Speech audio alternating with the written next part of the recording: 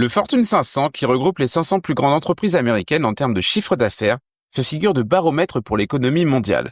Et en 2025, une tendance se confirme, l'adoption de la blockchain par ces mastodontes s'intensifie. On en parle dans un instant. Le Crypto Daily, le podcast qui traite de l'actualité crypto, NFT et métaverse. Salut, c'est Thomas du Crypto Daily, j'espère que vous allez bien, et c'est donc notre actualité principale aujourd'hui. On parlera aussi d'une petite révolution sur Bitcoin et d'une affaire d'escroquerie mêlant certains joueurs de football professionnels. Mais avant tout ça, et comme d'habitude, le coin du marché. Here comes the money. Here we go. Le marché est dans le vert en ce milieu de semaine. Le Bitcoin baisse très légèrement de 0,1% et se situe à un prix de 109 300 $. Ethereum augmente de 3% pour un prix de 2 770 $. Le XRP, le BNB augmente de 0,8% et 1,8%. Le Sol gagne 4,3% et le Doge 4,6%. Le Tron augmente de 1,4% et enfin l'ADA progresse de 3,3%. 60% des entreprises du Fortune 500 adoptent la blockchain. Le Fortune 500, classement annuel des 500 plus grandes entreprises américaines par chiffre d'affaires, est souvent perçu comme un indicateur de l'évolution des grandes tendances économiques. En 2025, il révèle une réalité claire. La blockchain n'est plus une curiosité technologique, mais un axe stratégique d'innovation pour les poids lourds de l'économie américaine. Et selon le dernier rapport State of Crypto publié par Coinbase, 60% des entreprises du Fortune 500 mènent aujourd'hui des projets liés à la blockchain. Un chiffre en forte hausse par rapport à l'année précédente, 47%, et qui s'accompagne d'une intensification notable des efforts. Longtemps cantonnée au secteur financier ou technologique, la blockchain s'étend désormais à des domaines très variés, logistique, santé, automobile, agroalimentaire ou encore retail. Mais on peut rajouter gestion des paiements, facturation, traçabilité, transparence de la chaîne d'approvisionnement ou encore authentification des produits sont parmi les cas d'usage les plus répandus. Et signe que l'approche n'est plus seulement exploratoire, près de 40% des dirigeants interrogés estiment que la blockchain peut générer des revenus directs. Et 1 sur 5 la considère comme une priorité stratégique à long terme. La dynamique touche également les PME, plus d'un tiers d'entre elles utilisent déjà la crypto, soit 2 fois plus qu'en 2024. D'ailleurs, 46% envisagent de l'adopter d'ici 3 ans, principalement pour améliorer leur système de paiement et de gestion comptable. Du côté des investisseurs institutionnels, plus de 80% prévoient d'augmenter leur exposition aux crypto-monnaies cette année, mais un point de blocage persiste, la régulation. 9 dirigeants sur 10 réclament un cadre juridique clair pour accélérer l'adoption, mais l'administration Trump, plus favorable au secteur que la précédente, pourrait évidemment jouer un rôle clé dans cette évolution. Et ce qui est sûr, c'est que la blockchain s'impose comme un secteur sur lequel les géants américains comptent bâtir leur compétitivité future. Et si apprendre devenait enfin gratifiant? Avec Knowledge Process, tu n'apprends plus uniquement pour avoir un diplôme, tu apprends pour grandir, pour gagner, pour créer. Leur promesse, une plateforme d'apprentissage hybride, tokenisée et accessible à tous, pensée pour te faire progresser à ton rythme et selon tes intérêts. Au programme, plus de 300 formations déjà disponibles, un agent IA qui personnalise ton parcours, plein de récompenses et plus encore. Sur Knowledge Process, ton temps passé à apprendre n'est pas invisible. Chaque effort, chaque session, chaque progrès compte et est reconnu. Tu n'es plus juste un utilisateur, tu deviens acteur de ton savoir. Knowledge Process, c'est l'apprentissage qui te donne quelque chose en retour. Une nouvelle façon d'apprendre, plus intelligente et plus motivante. Si tu veux en savoir plus, le lien est en description.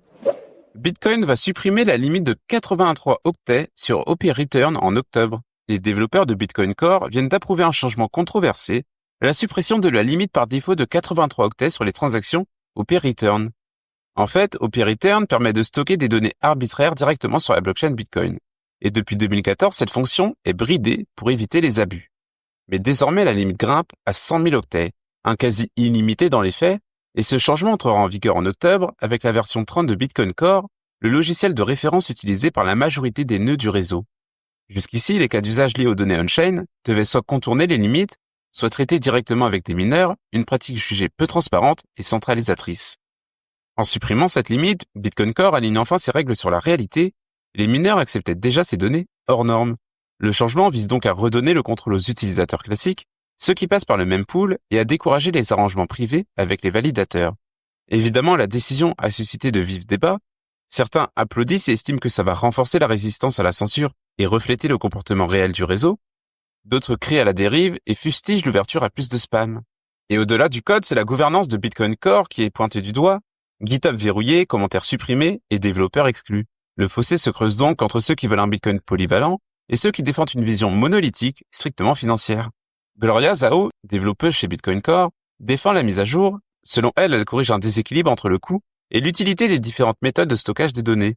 Notons quand même que ce changement ne modifie pas les règles de consensus, il n'impose rien à personne, chacun reste libre d'utiliser des versions alternatives comme Bitcoin Nuts, mais sur le terrain, l'effet domino est probablement déjà enclenché, et la réalité c'est que sans changer la nature de Bitcoin, cette modification pourrait bien en élargir les usages, à condition de ne pas en compromettre la robustesse.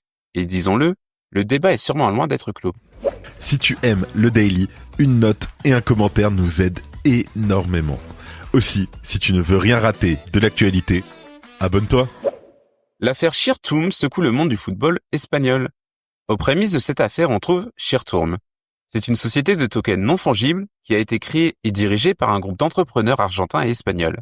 Elle avait notamment lancé une crypto-monnaie, le Chi. Selon 12 victimes ayant porté plainte, la société aurait conduit à des pertes de 3,4 millions de dollars. Shirtum aurait en effet vendu des NFT qui n'étaient pas fonctionnels en se servant de l'image de footballeurs renommés. En retour, certains footballeurs auraient même fait la promotion de la société aux alentours de 2020. Ce serait le cas de Papu Gomez et de Lucas Ocampos, tous deux champions du monde avec l'Argentine en 2022. La plainte nomme également 2 joueurs du Barça, Ivan Rakitic et Javier Saviola, ainsi que les joueurs de Séville Nico Pereira et Alberto Moreno. Ces derniers pourraient éventuellement être poursuivis pour publicité mensongère et complicité d'escroquerie, et l'affaire cite plusieurs entrepreneurs qui auraient été aux manettes de l'entreprise. Le rapport, qui inclut 13 rapports d'experts, cite une structure d'entreprise complexe qui aurait été volontairement opaque afin notamment d'éviter la taxation.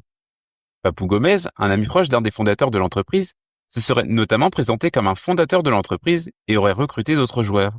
Depuis, les publications liées à Shirtum ont été effacées des réseaux sociaux des footballeurs, et pour l'anecdote, de son côté, Papu Gomez est actuellement suspendu par l'agence antidopage espagnole.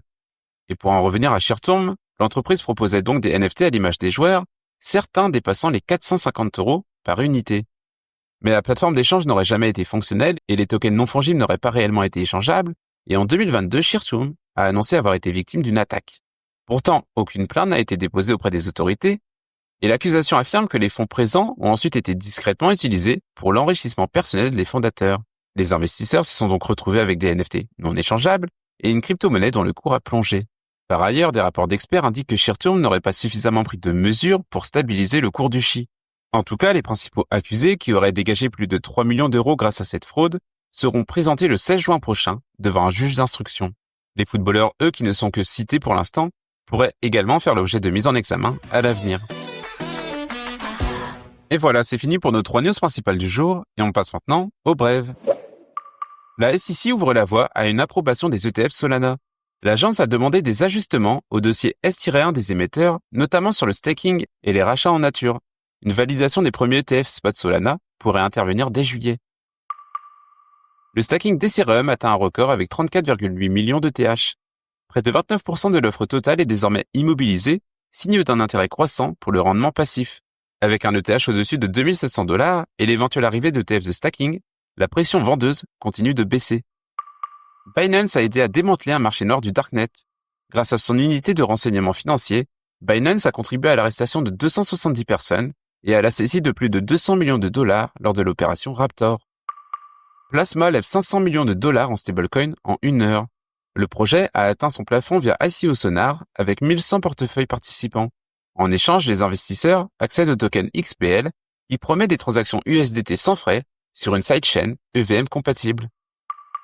Et on termine par l'Allemagne qui bat un record de transactions suspectes en crypto en 2024. Près de 400 000 signalements ont été recensés, en hausse de 37% sur un an. Une explosion liée à l'usage accru des cryptos dans le blanchiment, les arnaques et les activités illicites. Et voilà, c'est la fin de ce résumé de l'actualité du jour. Évidemment, pensez à vous abonner pour ne pas rater le suivant. Rendez-vous aussi sur Twitter et Instagram pour d'autres contenus d'actualité exclusifs. Je crois que j'ai tout dit, faites attention à vous. Et moi, je vous dis à vendredi. C'était le Crypto Daily. Merci et à très vite.